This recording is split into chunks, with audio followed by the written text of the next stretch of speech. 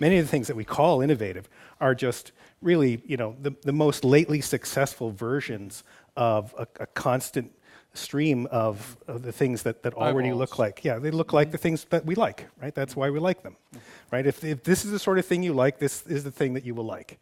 And I think that kind of genuine open-mindedness or intellectual curiosity, creativity, is lacking in a great deal of what we talk about when we talk about innovation. So that I think is a really interesting point, because you can push it. You can start using that as a lever for much more intellectual curiosity, and you can start raising what I would call philosophical questions, not within the discipline of academic philosophy, but maybe rooted there, like Aristotle's question, what is the use of use? When we call something useful, what do we mean by that?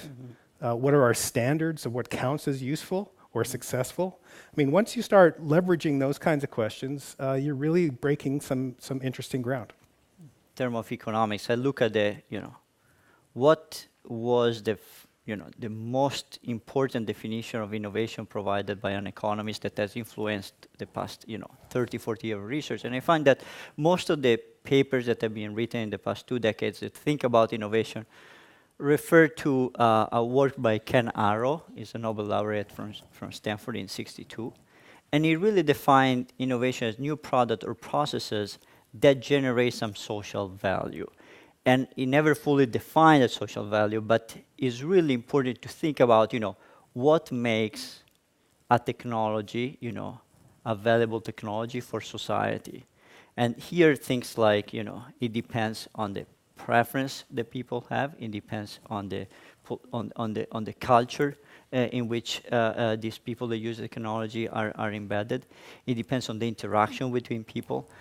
Those are things that we don't think much about, also because, often as economists, we want to write things that may have a policy impact, and politicians, they want checklists and they want measurable thing, and to measure, culture is not easy, but to measure the new versions of an iPhone is easy. To count patent is easy, but to really measure the social impact of a new technology is very hard. So from that perspective, I think, it's a great discussion, the one that we're having, opening this black box of, how is this the new product technology have an impact on society?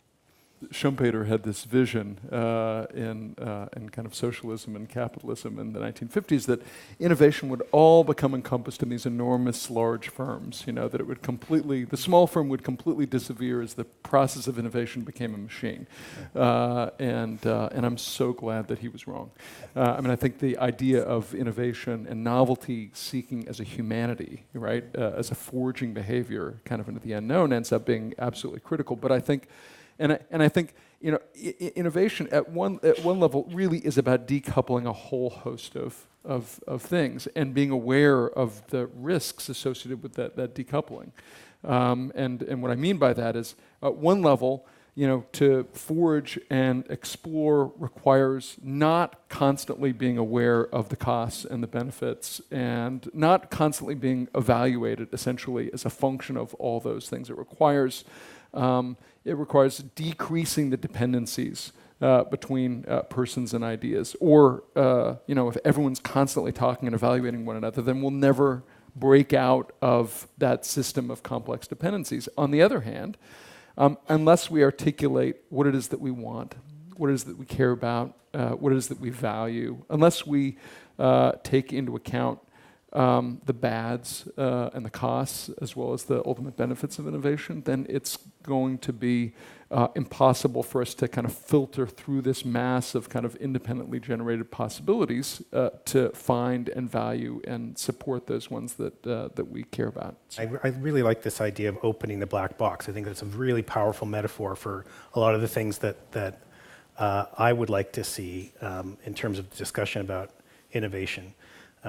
Social value is yes, a difficult thing to measure. I think of it more in terms of justice, as I said, what makes for a just society. And I think in back of that, there's another very old idea, and this also can be found in Aristotle and in Plato.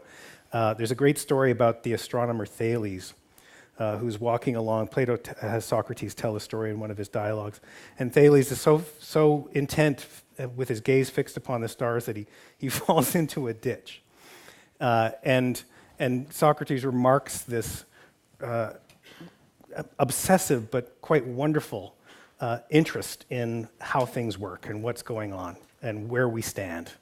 Ancient Greeks had a word for this. They called it thalmazine, wonder.